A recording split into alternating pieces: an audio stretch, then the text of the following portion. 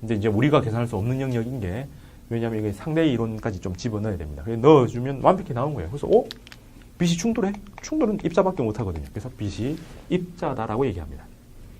자, 그럼 요거는 이제 시험에서 요 정도 수준에서 나와요. 이렇게 바뀌는 거. 더 중요한 거는 광전 효과가 어떻게 되는지를 알아야 되겠죠.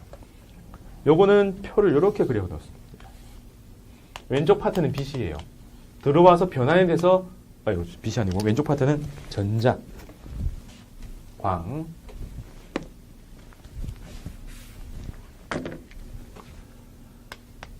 전자가 들어와서 빛으로 바뀌는 거죠.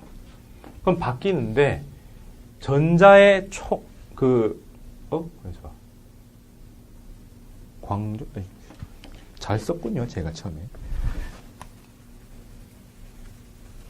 편집하고 싶지만 그냥 잘 썼어요. 절조의 광조 효과잖아. 빛이 있을 때 그 다음에 전자로 튀어나가는 거예요. 그럼 빛 알갱이 한 개는 HF 혹은 람다분의 HC로 되어 있습니다. 그럼 이 빛이 그냥 바뀌는 게 아니라 어디?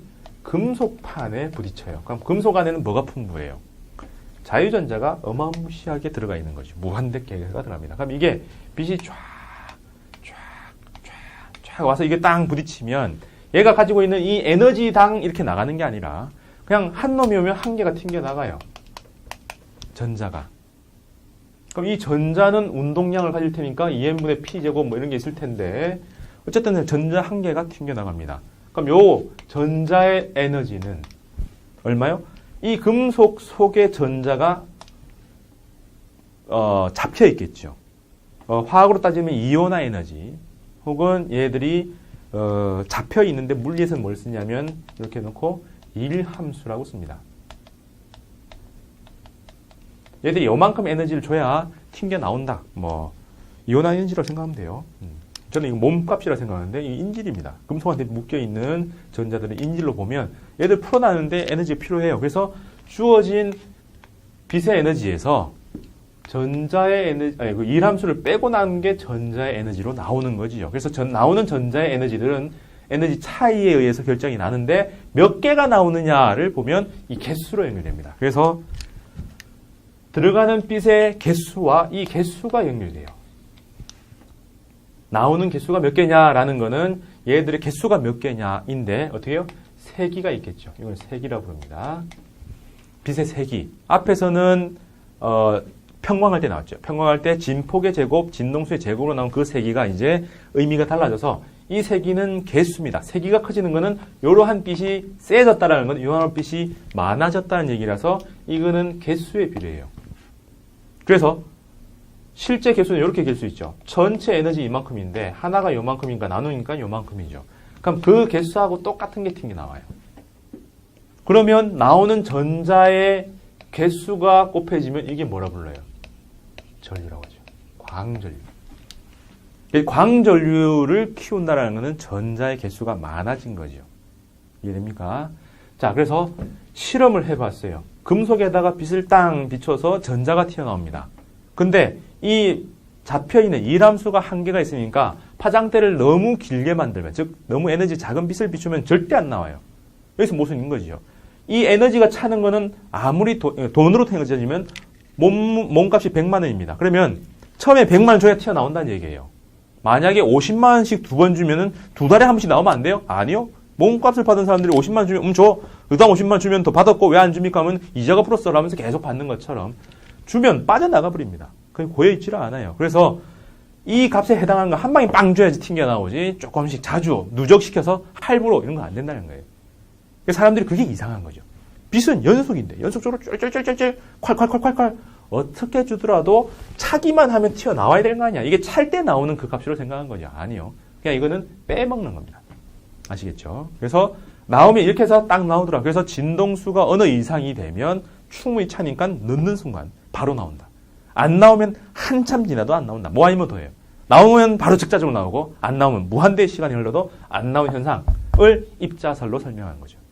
그리고 진동수를 막 키우면 진동수 키우면 달라집니다. 진동수 고정하면은 진폭을 키우면 또 세기가 달라져요. 근데 그 세기가 달라지는 것을 어떻게 해석했냐면 개수가 달라진 거로 하는 거죠. 이해됩니까? 자, 그래서 이렇게 해서 개수를 세기하고 비교해서 나오는 광전류하고 연결시킵니다. 그러면 요 흐름과 관련해서는 이런 게 나와요. 진동수와 전자의 운동 에너지. 그러면은 이걸 Y축, 이걸 X축이라고 두니까 뭐가 나옵니까? 직선의 그래프가 나오죠. 그럼 여기서 나오는 이 Y절편이 마이너스 W, 이람수에 해당하고 요게요. 진동수죠. 딱 튀어나올 수 있는 마지노선에 있는 거죠. 이걸 한계 진동수라고 부릅니다. 나올 수 있는 마지노선이다. 그럼 요 둘은 항상 연결되어 있죠. 그죠? 이람수하고 똑같은 값으로 만들 수 있는 그 빛이 나오는 그거죠. 그 다음부터는 이 위는 다 나온다는 거죠. 그러면 다른 그래프가 된다면 뭐가 달라진 겁니까? 이람수가 달라진 거죠. 뭐예요? 다른 금속판이다. 그럼 다른 금속판이라는 것은 이람수가 다르다. 똑같은 말로 한계 진동수가 다르다. 이해됩니까? 그래서 특정한 어떤 빛을 넣으면 둘 다 작으면 둘 다 안 나오는데 한 놈만 나오고 둘 다 나오고 어떤 파를 집어넣느냐에 따라서 반응이 달라지겠죠. 그럼 이 두 개의 기울기를 보니까 항상 똑같죠. 뭐로? 플랑크 상수로. 그래서 이거는 한 개 한 개로 나오는 그 상태죠. 안 나온다, 나온다를 가르는 기준으로 이람수가 있고 한계 진동수가 있다. 라고 해석하고요. 그 다음 얘들은 이렇게 해석을 합니다. 그럼 나오는 그 광전류는 어떻게 될래? 라고 하는 거죠. 그럼 실험 장치를 이렇게 둡니다. 이게 금속판이고요. 빛을 여기서 왼쪽에서 보냅니다. 그럼 여기서 만나서 전자들이 튀어나오겠죠. 그럼 튀어나오는 방향은 랜덤인데 이 전자가 마침 전자니까 이 플러스로 포집할 수 있는 나왔을 때 이쪽을 전선을 떼가지고 계기를 집어서 띡띡띡 소리 나게 해놓는 장치가 있을 때 이쪽 극으로 향하면은 스며들 겁니다. 그럼 만약에 딴 쪽을 향하면 안 들어오겠죠. 근데 딴 쪽을 향한 것도 이쪽을 당겨 들려면 얘들 플러스로 걸어주면 되죠. 그럼 이거의 극을 X축으로 둡니다. 그러면 적당히 0으로 하면은 적당히 나오긴 해요. 근데 마이너스로 보내면은 전자를 밀어내겠죠. 그러면 살짝만 이렇게 돼 있으면은 에너지 작으면 살짝만 밀어도 가는데 에너지 강한 놈은 엄청나게 밀어야지 비껴지겠죠. 그래서 적당히 전압을 많이 걸어주면 이제 더 이상 나올 수가 없죠. 막 밀어내는데 들어갈 수는 없는 거죠. 근데 그럼 이걸 플러스로 하면 딴 놈들도 딴 쪽으로 한 것들도 전부 다 이쪽으로 빨려들 겁니다. 그래서 점점 올라가는데 황금알을 낳는 거위처럼 배가 흐른다고 해서 하루에 한 등계 놓는 놈이 두 개 할 수 없는 것처럼 여기서 들어오는 빛의 양이 고정되어 있으면 나오는 전자 개수가 나중에 되면 한계에 부딪히겠죠. 나중에 일정하게 갑니다. 이해됩니까? 그럼 요때 요 값 마이너스 V라고 하고요. 이걸 저지전압이라고 합니다. 나올 수 없게 막는 거죠. 그럼 요 값은 어떻게 만들어요? E의 V 저지전압이라고 하면 얘가 운동 에너지하고 딱 같아지는 거. 담장으로 생각해가지고 이걸 위치 에너지를 하면 달리는 속력이 있다면 이렇게 올라갔을 때 겨우겨우 딱 도달하면 나올 수가 없는 거죠. 위에 가도 속력이 남아야 넘어가는 거죠. 그래서 똑같아지는 요 상황이 저지전압이고 그럼 얘는 앞에서 배웠죠. HF-W로. 그래서 요것 때문에 요 값을 V 저지전압으로 바꾸기도 합니다. 똑같은 얘기니까. 그러면 똑같은 저지전압은 두 개가 만들어냅니다. 금속판도 있어야 되고 빛도 있어야 저지전압 값이 똑같은데 세기를 달리하면 요 종류는 똑같은데 빛의 세기를 달리하면 좀 더 많이 나오겠죠. 좀 더 많이 나오고 적게 나오고 그럼 이런 차이는 세기의 차이다. 세기가 차이 나면서 이렇게 나오는 광전류의 값이 달라집니다. 세기가 커지면 개수가 많아지고 나오는 개수가 많아지면 그만큼 광전류도 커진다. 근데 전자 한 개 한 개의 에너지하고 광전류하고 아무 상관없죠. 빠른 놈이 두 개 있거나 천천히 오는 놈이 두 개 있거나 전류는 두 개의 전하가 만든 전류입니다. 이해되죠? 그래서 이렇게 가는 흐름이에요. 요 표와 요 배치, 그 다음에 요 그래프 두 개까지 외워야 광전효과 끝납니다. 필기 한번 해보세요.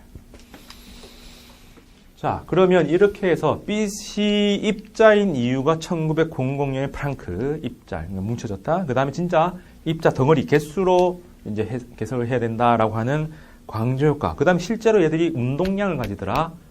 컴퓨터 효과까지 나왔어요. 그러고 나니까 운동량이라는 게 람다분의 h다라고 해석이 됐죠. 그럼 요걸 뒤집어 보자. 물리에서는 이게 왼쪽을 정의하기 위해서 오른쪽을 둔다고 그랬죠. 얘들은 입자설의 대표고 얘들은 파동성의 대표입니다. 파동성을 가진 놈들의 입자성을 뜻해요. 그럼 요 자리를 바꿔보자. 람다는 P분의 H다.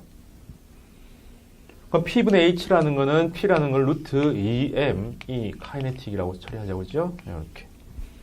그러면 이 흐름은 뭐라고 얘기하느냐? 입자성을 가진 놈들이 파동성을 가진다. 즉 전자라고 하는 입자들도 굉장히 빠르게 달려서 운동량을 적당히 갖게 되면은 적당한 의미 있는 파동성을 가진다라고 해서 전자에 대해서 파동성을 가지는 것. 그래서 전자현미경이 고안됩니다. 1930년경에. 이것도 되네라고 하는 그 개념이 드 브로이의 물질파 개념이죠. 그러면서 이 물질파 개념으로 가면 입자들을 표시할 때 여기 있다라고 하지 말고 걔들이 있을 수 있는 확률을 뜻하는 psi라는 함수 값을 쓰고 이걸 파동 함수라고 불러요. 그럼 그걸 잘 해가지고 위치를 나타내니까 뭐 이렇게 나오더라 하면은 플러스 마이너스 구분이 없고요. 이 값이 크면 클수록 거기에서 있을 수 있는 확률이 커지는. 그리고 얘들은 파동처럼 움직인다. 그래서 파동 함수로 나타냅니다. 요게 슈레딩거의 양자역학이죠. 그래서 이 psi의 제곱이 확률이더라. 확률. 원래는 확률 밀도 함수고 면적이 확률이죠. 그럼 여기 있을 확률이 여기 있을 확률보다 좀 더 높다라고 해석하면서 그 파동 방정식을 가지고 입자를 해석하고 파동 방정식 풀면서 입자들이 어디로 이동하느냐를 해석하는 것. 그게 현대 디렉이나 하이젠베르크 이런 사람들이 개발한 거 말고 슈레딩거가 만든 그게 우리가 많이 주로 쓰는 현대물입니다. 그게 이제 양자역학에 들어가는 얘기죠. 그래서 물질파까지는 무조건 알아야 되고요. 또 요까지만 가지 말고 아까 많이 쓴다고 하는 운동량은 루트 2m 카이네틱까지도 가보면 좋겠다라는 겁니다. 됐죠?